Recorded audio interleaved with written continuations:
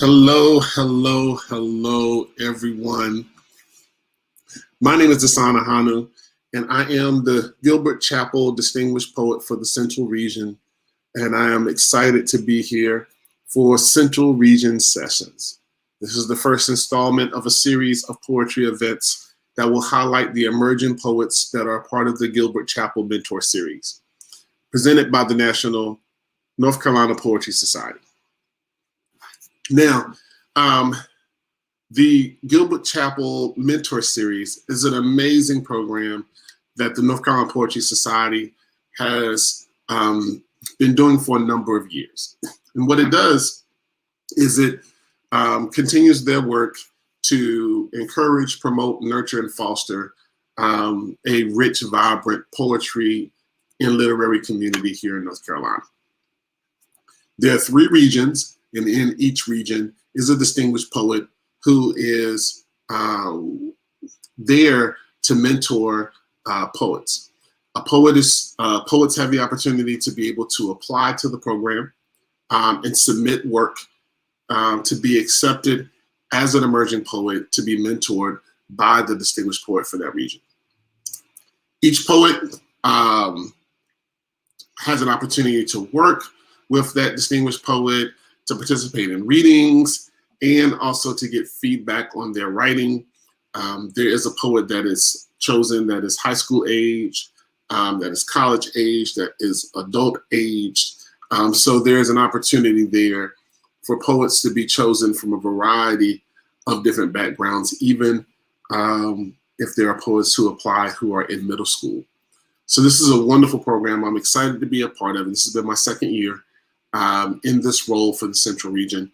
And today, what I want to present to you is work from our 2019-2020 emerging poets. Unfortunately, we were unable to be able to do anything in the community with these poets because of the pandemic. So, we did not have an opportunity to gather. We were able to talk and share and exchange feedback on writing. We did have a chance to work in one small reading that a couple of us were able to participate in, but I wanted to have an opportunity to present these poets to the public. And so how we're going to do that today is they did prepare video presentations. And so we're going to share that and jump right into that today. So I wanted to offer this as just a lunchtime offering, something that folks could jump on, hear some poetry, be inspired in the midst of the day, and then go on to greatness. So without further ado, what I'm going to do is I'm going to present this presentation of the 2019-2020 Emerging Poets for the Gilbert-Chapelle Mentor Series. You'll see a couple poems for myself in there, but I'm excited about this. We have Main Man is one of the poets, Hassan Bird, who at the time was one of our college poets. He was at North Carolina A&T State University. Deja Cheek, who was our high school poet. And we didn't have a middle school poet. We had 2 adult poets. Main Man was one, and the other poet who was participating with us was Valerie. And we're so excited about having all of these poets being able to be presented today. I was excited to work with each one of them, and they all do so much work. Valerie Macon even was able to release a collection of poetry. So please, please, please go find out about that. The other poets are all really, really amazing. Hassan has a book of poetry. Our Main Man can be seen performing on stages all across the state and the region. So sit back, relax, and let's take a look at these amazing emerging poets.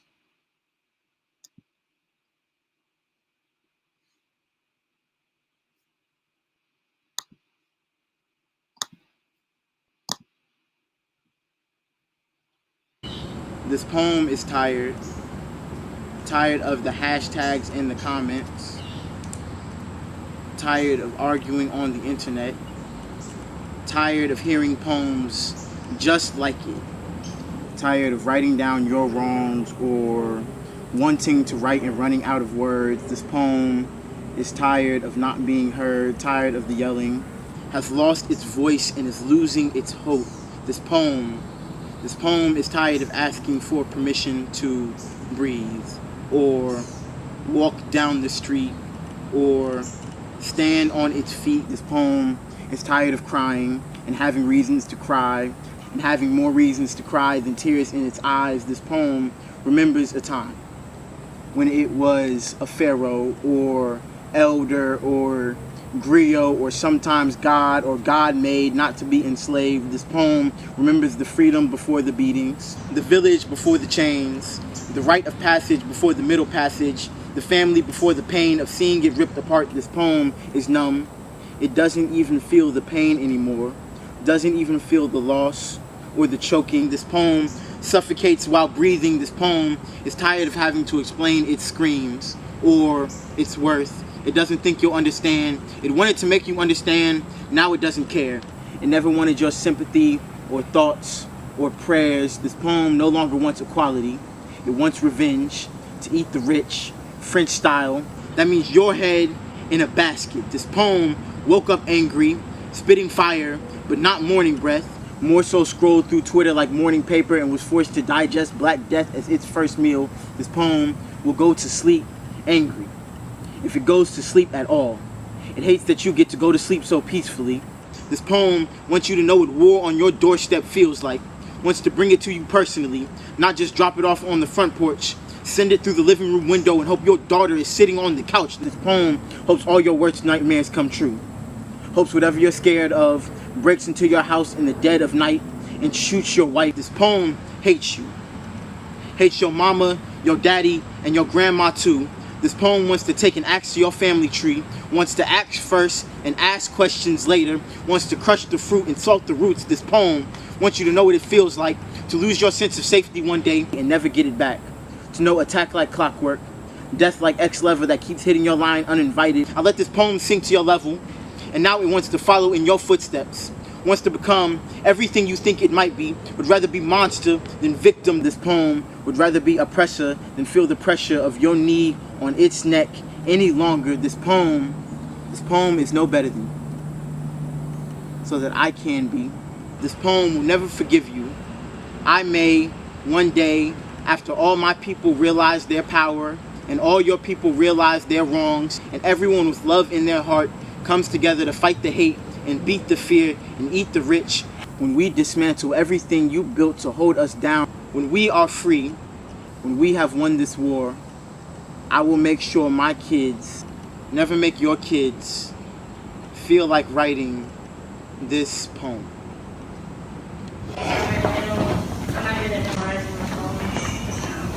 You gotta get to the lab, get it down. My dad and I spoke to one another in poems. My first language was not English but haiku. The pattern of 575 was embedded into my being right down to my name. I wrote any and I spilled my pain across sheets of paper and let the ink dry with my tears. I scribbled thoughts that I would never speak into existence. My thoughts became sonnets. My cries became ballads, and I let stanzas lead with every phrase. I made sure that every word I said was my name. Poetry became a lifestyle. I studied the art until I became my own masterpiece. From quiet to outspoken, I left people in awe with every word I said. I created who I am today through poetry. I am a poem that never seems to end. Conceived from a semicolon and born into a new stanza. I'm the daughter of two people with a past of mistakes. There were lines riddled with alcoholism and drug abuse, a caesura of mental illness and internal battles tangled and rhymed. Repetitive lines created a cycle of trauma, healing the broken parts and past stanzas and filling blank space with love. My responsibility is to finish this poem and start a new one. Graffiti writer. Tagging is almost an addiction. Danger, the drug. Ducking police, crawling under barbed wire. Always look for places to get in and out. Once tore up my bubble parker, trying to drag myself through a hole in a fence. Keep a spray can handy to satisfy the itch. Signs, bridges, tunnels, my canvas. edgy pieces in dangerous places, heaven. Best place to work? The sidetracks, solitary, dark, the eerie huff-hiss of compressors. An express blows by, flies garbage everywhere. Sometimes I get to paint a brand new train, still smells of fresh motor oil. Haters say my work is vandalism, but if you get away with it, it's art. Like one of my favorite MCs, you know what I mean, Rakim. I feel like I ain't no joke. So I wrote this poem as a result of that joint.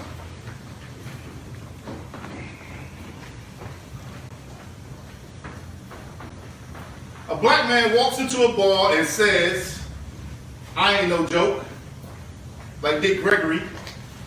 Even if he is a stand-up guy, he is considered more a comedian than man. The audience is a tough crowd, always watching and waiting to heckle, to roast a black man for barbecuing, for jogging in his own neighborhood, for watching a sitcom in his own living room. And oh yeah, it is all a setup, pun intended. When the police are at his door, that is considered a knock-knock joke. Stop resisting is their favorite catchphrase while they are breaking a black man's funny bones. Humorous. Body cams on to record his death, comedy, jam. But when the shit ain't funny no more, it's in the Sandman end to sweep everything up under the rug like an inside joke or job or both. So is you ready to go night, nigga? Because unless you have Kevin's heart, black man must improv because he is always living in living color and everything he does is considered sketchy. Everything he says is a punchline. Oh, you want reparations? You's a funny motherfucker. Now you talking liberation. Man, you got us cracking up. Equal rights, privilege, money. Okay. But only one of you at a time because you know you people get a little power, you tend to act funny. So I'm gonna need you to dress the part and put on this dress, black man. Consider it new material because you are gonna be my $50 million negotiation.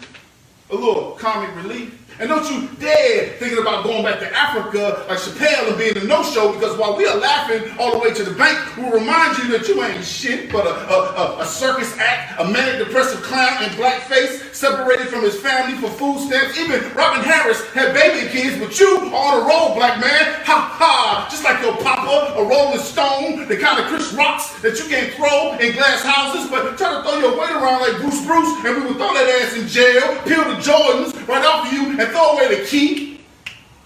Bars. Because we need you to, so you must watch your every gesture, or you will end up a court jester with more priors on your record than Richard.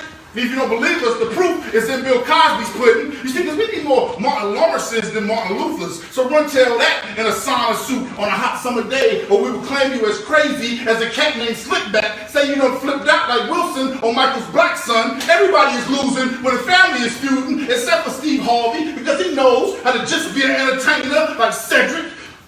Bars. The kings of comedy be on the DL. Scared of these motherfuckers without Bernie. So before you tell us to kiss your black ass like Paul Mooney, you best be as sly as a red fox because Eddie Murphy's Law clearly states that you have to laugh your ass off to keep from crying or the joke just might be on you, Jack. I mean, black man. Ha ha. Bars.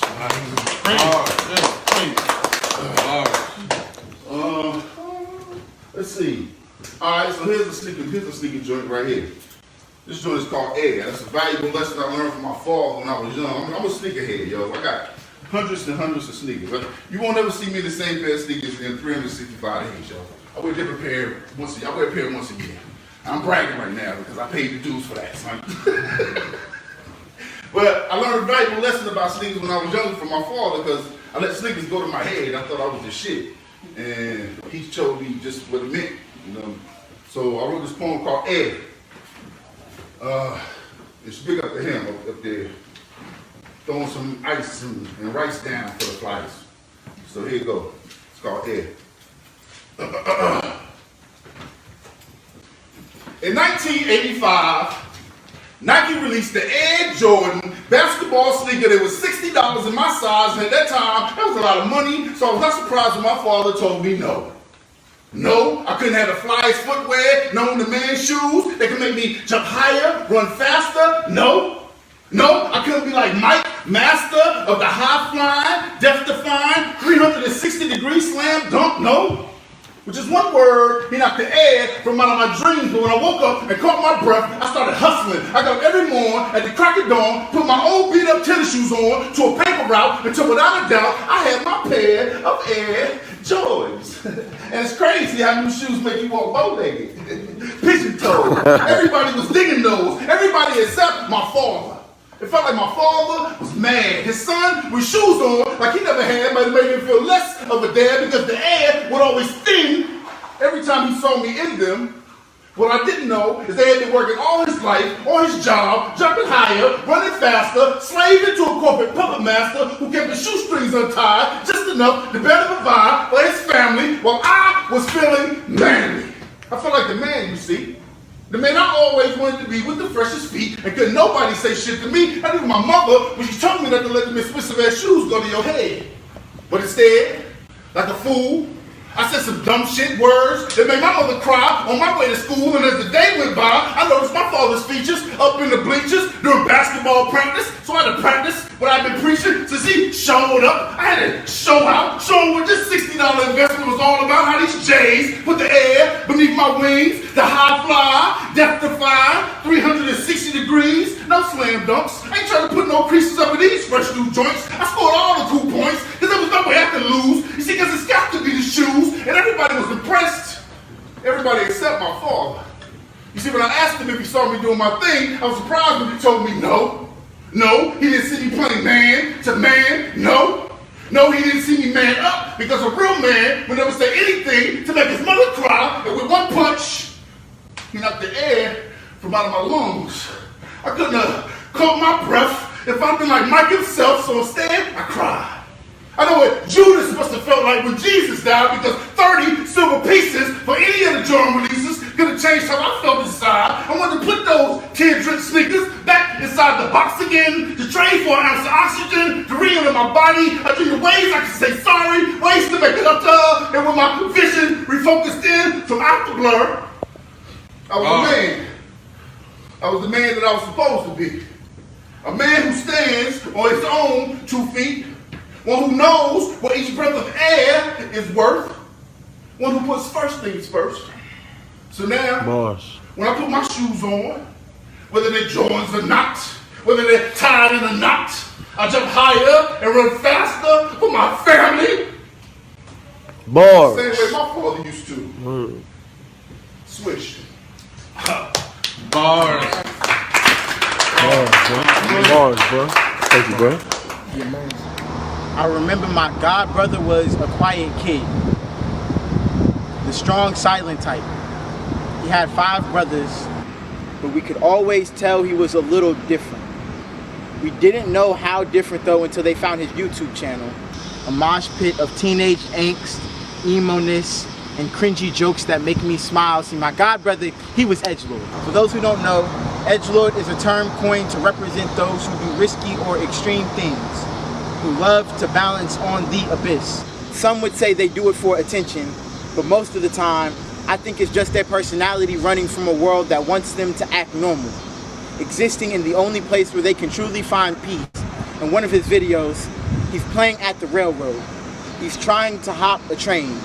He's balancing on the tracks, dashing from one end to the other. He says, y'all probably think this is lame, but it's not.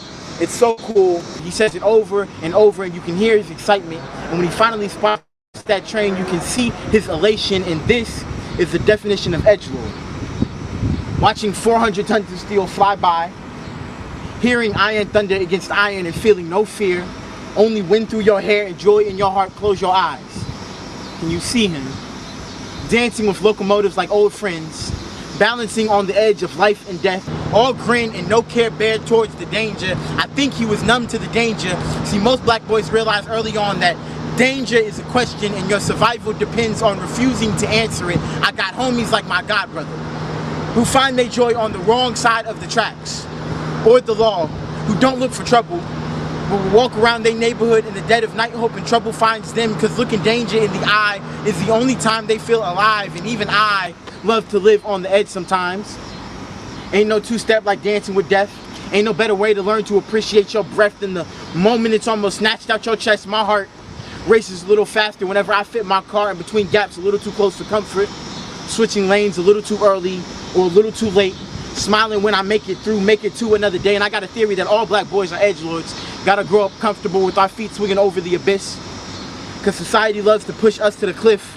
Why you think we always ready to jump off, ready to call ones, so quick to drive by after we load guns? Black boys done grown up so close to death, we get happy when we see that nigga.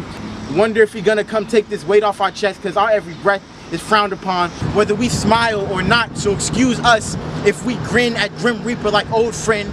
Yeah, we see that nigga. He been walking around this neighborhood for years. We just not scared. We not looking for trouble. Just running from a world that wants us to act normal. Existing in the only place where we can truly find peace. Whether that be the highway, or the block, or the railroad. And as for my god brother, last year on Valentine's Day, he caught that train. Or the train caught him. The details are a bit derailing. Just know he ain't here no more. But this poem isn't about grief. It isn't a eulogy. It's a consecration for every black boy that finds their joy on the edge, who looks danger in the eye because it's the only time they feel alive. A dedication for every edgelord that loves to balance on the abyss, and a celebration of the life of one who fell off. They couldn't have titled any of the poems, could have lived in show. For real. Listen to me.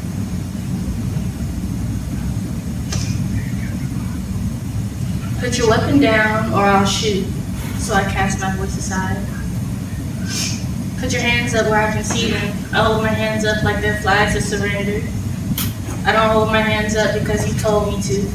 I raise my hands up above my head, palms faced towards you to tell you to stop with your accusations that black is bad, black can't be trusted. I hold my hands up high to the sky in prayer. Maybe they'll realize they were mistaken. I put my hands towards the sky because I know that God can't solve all of the world's problems, but he can definitely solve mine if I just give him a little shove. But I'm pushed to the ground before I can mutter an amen. My cheeks rub against cement and my hands bound behind my back. I try not to resist, because if I resist, I'm seen as the animal. I'm the beast coming out of her cage, hunting for blood, for trouble.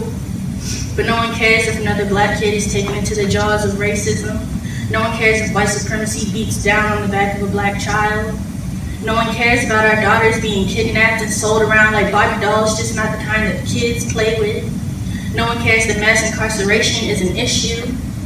No one cares that people of color are being killed because their melanin was a little too rich for the world to handle. Bars.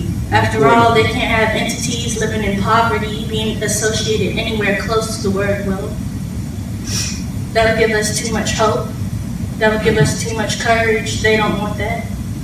They want to give us their poisons and watch us choke, sputtering up our last words. They want us bound to the system like dogs on their leash. We are angry. We are ravenous, foaming at our mouths for the sweetest taste of equity, but we never seem to be able to find that forbidden fruit. Don't move, you're under arrest. I'm shackled into chains, the same chains that bound my ancestors to being oppressed and dehumanized. And then suddenly, I'm being pulled up by my leash. And a booming voice rings in my ears, shaking my world like an earthquake. You have the right to remain silent. Anything you say can and will be used against you in a court of law. You have the right to an attorney and to have one presented to you. You have the right to speak to an attorney and to have an attorney present during any question. Nice.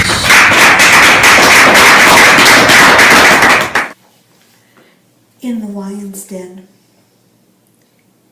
At the playground, my grandson toddles seesaw to swing to spinner. I hover, hoisting him onto rocking ducks, spotting him up ladders, off slides. A young boy follows us, hangs upside down from monkey bars, tells me, "My name is Daniel, That's Daniel. He flips into a one-armed dangle. I was named after a guy in the Bible named Daniel. He was thrown into a lion's den but didn't get eaten. He slips down a twisted slide. I don't know my mama or my daddy's name, so don't ask. I ponder. Don't ask. Watch me, Daniel shouts as he spins my grandson dizzy on the merry-go-round in this lion's den where no one else is watching. I remember the good old days. Like remember when you could take the toilet paper and like wrap it all the way around your hand to wipe your butt and stuff like that? You can't do that no more, son. Remember you could go to the movies, yo? I would do anything to pay $20 for some popcorn right now. You know what I mean? I miss the good old days, even though it was just 6 months ago. But I'm just glad we're here together as friends. How many of us have them? Friends, ones we can depend on. Please, let's be friends. Because social media, on this here cell phone, is the most addictive drug on the face of this earth. Because instead of having my face in a book or being face to face, I look down. Because I want to get high, like I'm up on a SoundCloud, plugged into a Dropbox with no sound. I just need a little hashtag hit. A Kickstarter about an Instagram or that Microsoft that I can smoke out this YouTube tumbler because I just don't give a damn.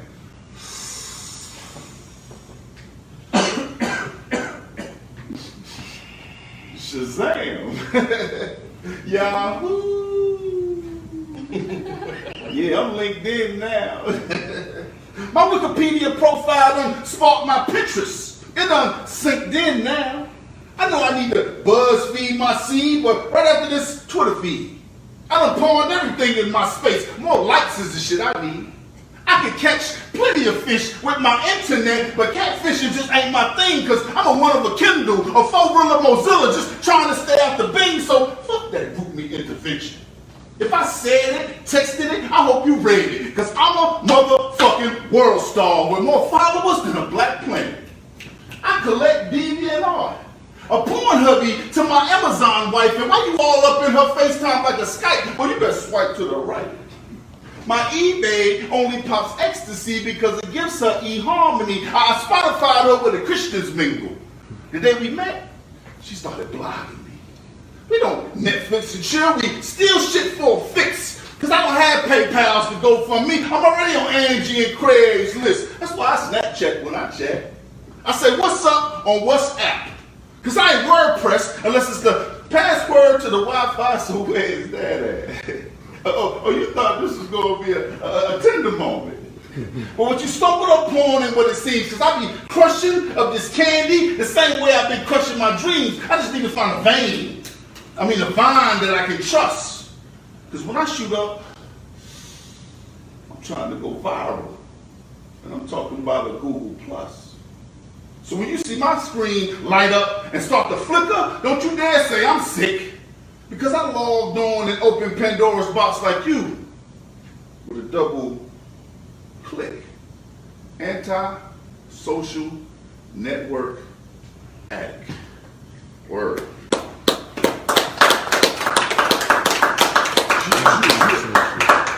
So, glad to see people again coming out. Y'all ain't afraid to come out, man. It's the only way we're going to defeat this thing, man, is together.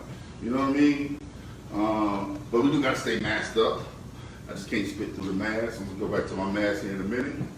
But, yeah, I'm hoping to see some more. I invited a lot more people out. I was hoping to wait to see them get here, some of my crew. I'm part of a crew called Word Society, man. Everybody put your W's up right here for me. Word Society, man. We're a hill group of spitters. Consists of LB the Poet, T. Walker, Shakes, Sean Witness Woods, LEB, King, and Colossal Lot. Nah, not yet. Logan part of the crew. Yeah, that's it. That's it right there, right? I said King. Kane is he's a halfway in, halfway out member. He's on hiatus right now. Kane just got married. He wanted to spend more time cultivating his relationship in his family. I want y'all to say, that's bars. Oh, come on, y'all. I waited 5 months to get in front of the people, man. I need some energy, y'all. Y'all ready? Bars. I need y'all to say, Bars. Word up, bars, word up. So I overheard these 2 little boys talking one day, and the first little boy said, when I grow up, I want to be big and strong. I'm going to be like Luke Cage. The second little boy said, yeah. But when I grow up, I'm going to be rich and smart. I'm going to be like T'Challa. I'm going to be like the Black Panther. And he looked at the third little boy and said, who are you going to be like when you grow up? And the third little boy with his chest poked out, looked them both in the eyes and said, when I grow up, I'm going to just be myself. Bars. Bars. You see, because bars are really made up of, oh my goodness, it's been that long since. Bars. Because most bars are made out of the truth and self-love, because snails, shells, and puppy dog tails is not what our little boys are made out of. They are made out of the blackest carbonated coal out of Sierra Leone, Junior, roughneck diamonds that the world just keeps pushing upon. Pressure to shine bright with dark skin. Pressure to be girls' best friend. Barometer readings of stress off the Richter in a society that they don't even fit in. Premature masculine pipes busting to man up until they're too big, too black, too strong, and the world doesn't want them to stand up for themselves, pacified until they don't even know when they need to fight. They'd rather tweet and type before they learn how to read and write. They use motherboards for talking and hoverboards for walking instead of blackboards. Now asphalt is used for outline chalking. Our black boys get mug shots before they get prom pics, no role models, so they roll up at the nearest drug spots full of convicts. I would say all our young kings would just learn to spit balls. Bars. I'm talking about that hard body realness before Pac and Big were even superstars, but instead of rhymes, they'd rather spit bullets, shoot up cars, not realizing that being America's most wanted will make them into shooting stars. Bars. Lest the pigs have a cow. And make a slaughter out of them, ship them to the black market, take the heart up out of them, Hail Marys our fathers, making a martyr out of them.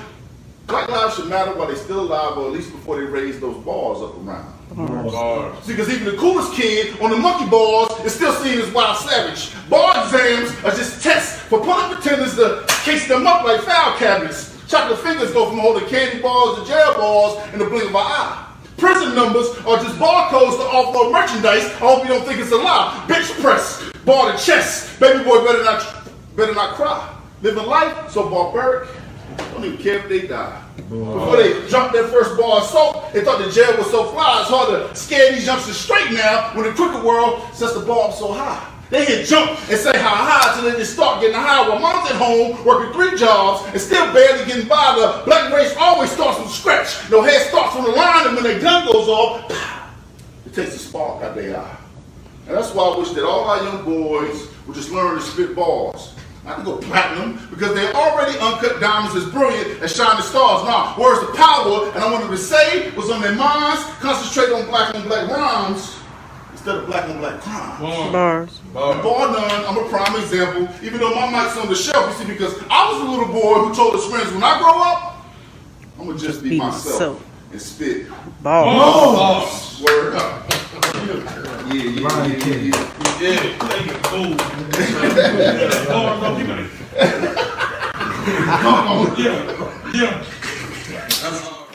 Be brave. I'm afraid of alligators, scared they will chase and eat me, terrified of rattlesnakes that lunge, inject toxic venom, and of sharks that rip while you ride a wave. I'm afraid of small things, ticks bearing Lyme disease, brown recluse spiders with flesh-rotting bite, red ants whose ambush burns and blisters. But this morning I see a mirrored lake, alive with joyful ripples of fish, birds flying over, ecstatic with song. I wonder, do fish live in fear of a great blue heron? Do squirrels dread the snap and snatch of an eagle? Do mice worry they'll become snake snack? Every animal is someone's meal, yet they live their lives in exuberant expectancy of the day at hand, singing, croaking, chirping, hissing, and boldly attending to the tasks of life until it is no more.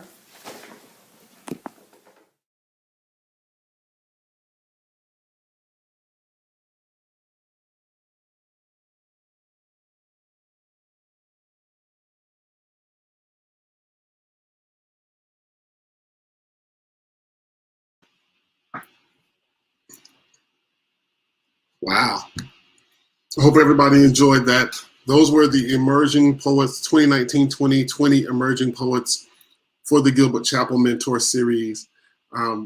Make sure that you stay tuned. We'll be back on the evening of June 17th at 7 p.m. With some special guests and some of the 2020-2021 emerging poets. So I'm so excited to be the distinguished poet for the Central Region and to be able to present this. And before we go, I did mention that you would also hear something from me. And so with these poets, I also want to make sure that I offer something to this moment. And then we'll let you go right back on about your day. Thank you so much for spending this lunchtime with us. And so the piece that I want to share today, I think, is one that a lot of us have an experience and understanding of. There are these times where we have to carry this weight, a heavy weight, a heavy burden, but also sometimes not everyone understands what it means to carry this burden. They don't think about the weight that they put on our shoulders. They don't think about what it means for us to create space for them in our lives without receiving that back in return. And so with that, I want to offer this piece, which is called Weight. God made my shoulders island. It is where the burden of beauty lies. There's an aqueduct along the nape of my neck and ensures safe passage for my obligatory agreements. I call this expense endangered. Most call it where the wild things are. This is the last refuge for people's passing fancy, a repository for the weight of their expectations. Other people's BS has become indigenous here. Tribes at war over the land they claim, language spoken here are all broken and bludgeoned. Bitter is a folk tale written along the blades of the mountain. Settlers say the wise ones reside in a temple made of skull, burnt amber and optimism. They say that temple was built facing away on purpose. And what goes on up there is too burdensome for this type of exoticism back there. Be a fair weather escape, a preservation for the unaccountable. Storms are for the other side of responsibility. Here are only bastards of the unrequited. There be no bellowing thunder. There be no teary-eyed rainfall, no back here. Only the shuddering of slumping mountains, only the shrugging of rippling terrain. Here, reciprocity is a monster spoken of to children by fire. They are taught that outsiders take and give back nothing in return. This dense jungle grows unrestrained, a blessing of untampered recklessness. Legends say travelers have called this place holy and sacred, left behind empty promises, better intentions, and the baggage they arrive with. This oasis is a freeing place for ships that dock but never stay, a paradise of remembrance considered better memory than homestead. The ecosystem is a wondrous exercise in weightlifting. Hapless romanticism calls this its natural habitat. Nights in this place are a sheet-pressed darkness. Days are a fanciful colored escape for being kissed by the sun. Back here, environmentalism is the name of self-induced purgatory. This is all that this land has ever been good for, all that it will be. God made my shoulders island, a place remembered in distant conversations and photo albums by those who was only seeking exploration or research, a place left behind, isolated, inhabited by truths no one hopes ever migrates home. And that is Weight. I think I want to offer one more piece before we go. And this is one that's called Lighthouse. is both about understanding the things that are for you, but also being very cautious and careful with the way that you move through community, through people's lives. But I hope that it provides a little bit of inspiration. Lighthouse. Weren't we taught that we dreamed so that we will always have a lighthouse to guide us through the dark? Nobody ever said that the lighthouse steps weren't steep, that the shoreline crashing against the rocks below it wouldn't be tears, that the island it rests on won't be isolated from those who never saw themselves worthy of an ocean view. My life has been full of storms, heartbreak, tragedy, mistakes, setbacks, skeletons, and scars the night will never be calm enough for. That lighthouse is my midnight savior and my morning dawn that clocks me in to work to do. It is my belief that life lived and lesson learned is happy earned and well deserved. It is the saving grace that keeps depression and self-destruction at bay. I trust in the promise of a deed to a home God has been building, a blueprinted destiny that sits off to the right of the light. A beautiful cobblestone walkway makes the steps to affirmation hollowed ground. This isn't one day I'll be good enough. It isn't in time maybe. There is no maybe. There can't be. There is, it will be when I make it so. Contingency will only eat at me until it robs me of tomorrow. There is a lighthouse waiting for me. It is as certain as my breath in the morning. I know it by the others I have spent time walking the steps of, dancing along the grass of, time spent with feet held by the sea below. I do not worry of wrong time or wrong one. I will not destroy, damage, or set ablaze. It will be here for the next to visit until it be the one that is mine. I carry too much respect for each vacation. I appreciate each opportunity. Know I am worthy of each fantastic stop on the map because one of these, maybe the one I am most unprepared for, will be the property waiting for my signature on the dotted line. If not, then the journey is for naught. And I refuse for that to be the case because, damn it, I do battle. I do good work and I persevere, knowing that I am deserved of that lighthouse intended for me. So once again, my name is Dasan Ahanu. I am the Gilbert-Chapelle Distinguished Poet for the Central Region. This has been a presentation on behalf of the Gilbert-Chapelle Mentor Series with the North Carolina Poetry Society. You can go to northcarolinapoetrysociety.org to find out more about the series. Applications to be one of the emerging poets opens up in September. The deadline is November 15th, 2021. And you too can be able to work with one of the mentors in any one of the regions across the state. So enjoy the rest of your day. Make sure to be on the lookout. June 17th at 7 p.m. We'll be back again with more of these emerging poets. And then look for us in July. We're going to bring an amazing panel of established writers to talk about writing and publishing and community and events and all of the things. And then we'll have another reading, hopefully in person, that we will present on behalf of the Central Region. So this has been it for today's Central Region Poetry Sessions.